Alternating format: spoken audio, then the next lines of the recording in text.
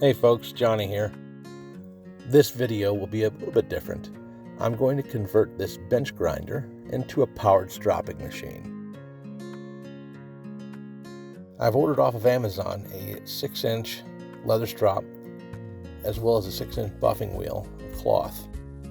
You'll be able to find links to those in the description down below.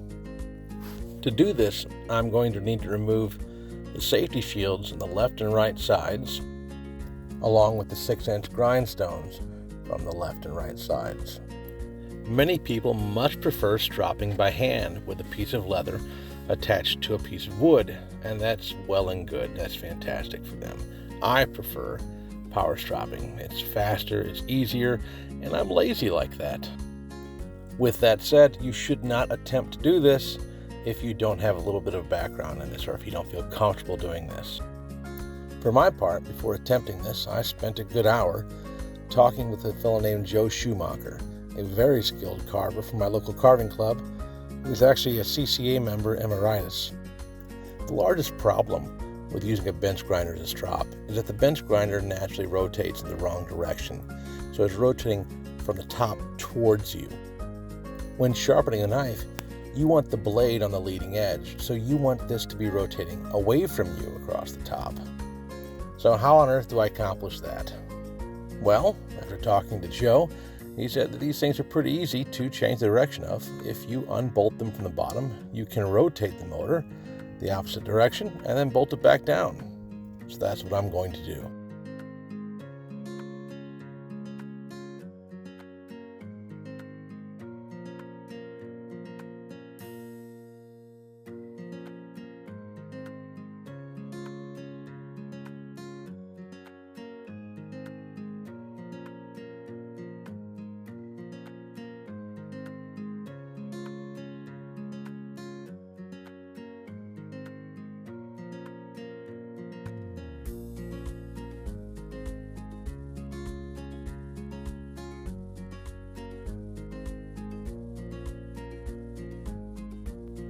Taking off this base is how I get to the mounts that hold the motor in place. I need to be able to turn that thing around and undoing the bolts that hold it in place and then pivoting it slowly while watching the wires, make sure they don't get kinked. Should be all it takes to accomplish this. Before working with anything electrical in nature, make sure it's turned off. Also make sure it's unplugged from power. In this case, I am pretty familiar with working with things that are electrical in nature, so I'm not concerned. I've got it turned off, I've got it unplugged. But let's verify. Here's the plug. It's not plugged in. I actually had this grinder unplugged for several days prior to using it, just sitting in the garage waiting to come inside when the parts from Amazon arrived. Capacitors inside of electrical components can hold a charge for a couple hours even after you unplug them. So you don't want to start right away. Unplug it, leave it alone for a couple hours just in case.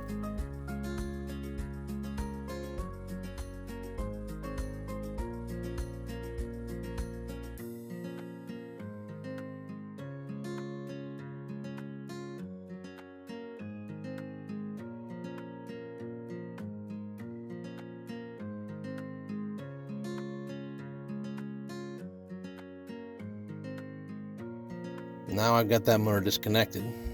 I'm going to set the base back up and see how I can rotate the motor around.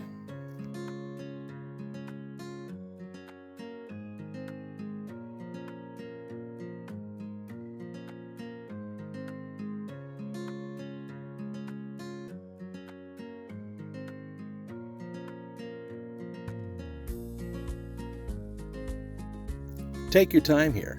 As you can see, I certainly am. I'm making sure I know which wires are going to be holding me back, which ones are shorter, so I can see when I do rotate this, are they going to be out of each other's way? Are they going to kink? Are they going to cause a problem? I think no. This is going to work out just fine right here. Now with this set up in this direction, the top of the grinder will be rotating away. It'll be very easy to sharpen blades. Now I just have to mount the motor back onto the base.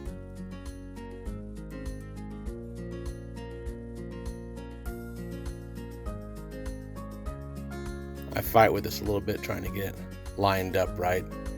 realizing the motor's moving, so I put a block underneath it to prop it up.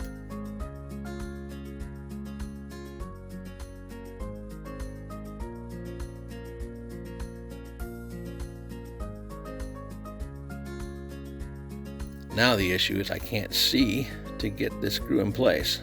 You'll see another little hand come in to hold a light for me. That is my oldest child, Aria.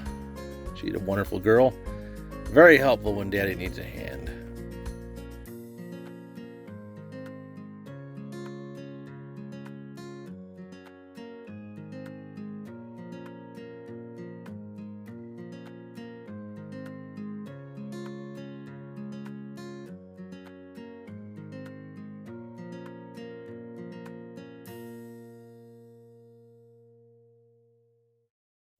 With the motor mounted securely, put the base back on and the rubber feet.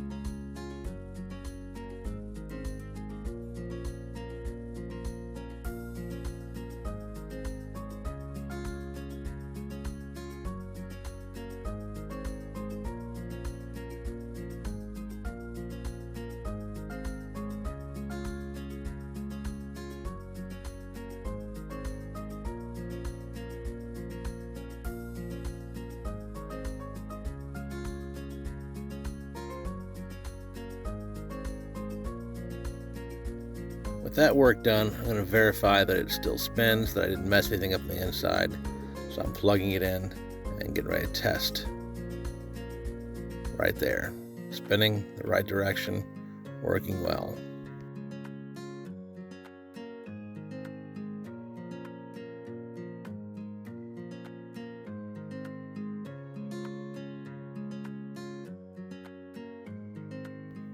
Taking off these 6-inch stones was an exercise in frustration. They have been on this grinder for probably over 20 years.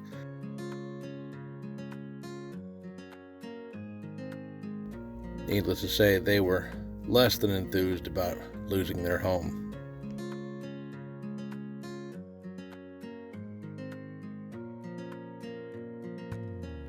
Here I'm just gently trying to pry, rotate, pry, rotate, and not put too much pressure on the stones to get these off.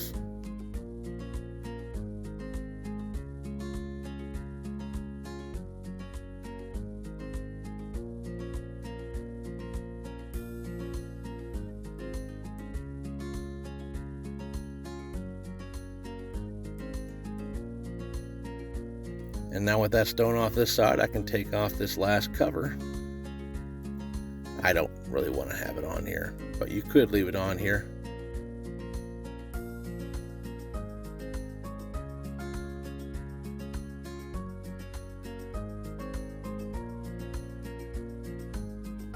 The leather strop I purchased came with bushings to match the size of the arbor on the grinder. Several inserts that allow you to change the size just to the right size for what you got. You want to make sure this fits tightly and doesn't have a wobble to it, otherwise it'll wind up causing problems for you and not be safe. I like safe.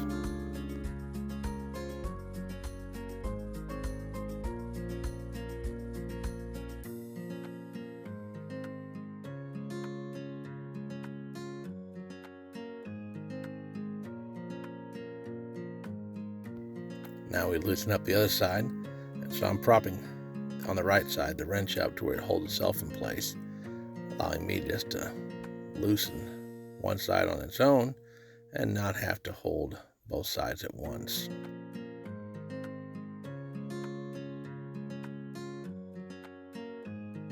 Same deal on this side as the other.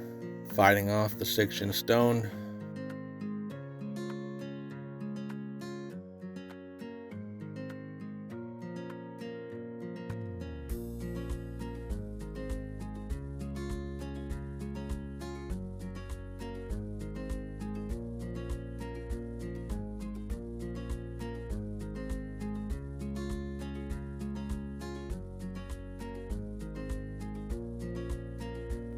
And now removing that shield so I can put my buffing wheel on this side.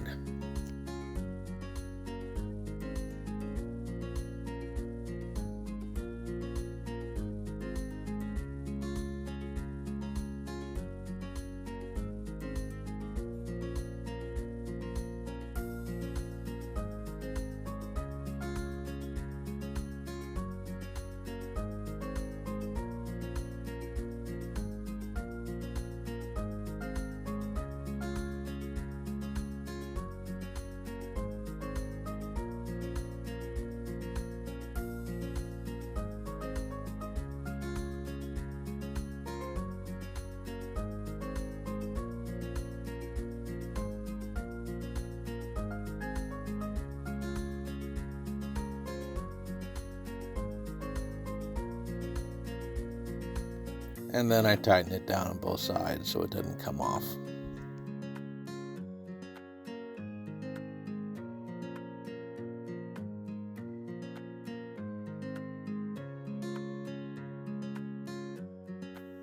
Yeah, that's going to work just fine.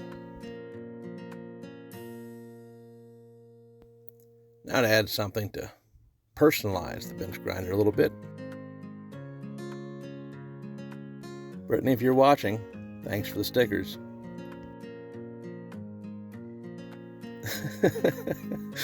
Maybe you have to be too much of a ham like me to really enjoy having stickers with your name on it.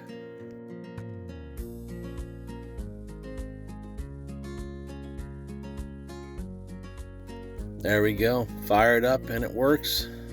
Variable speed works, and it's rotating in the correct direction to be able to strop a knife.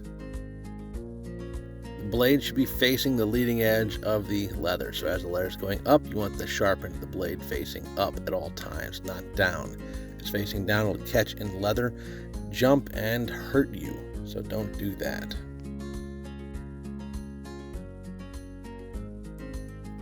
I think it's going to be a pretty nice setup though.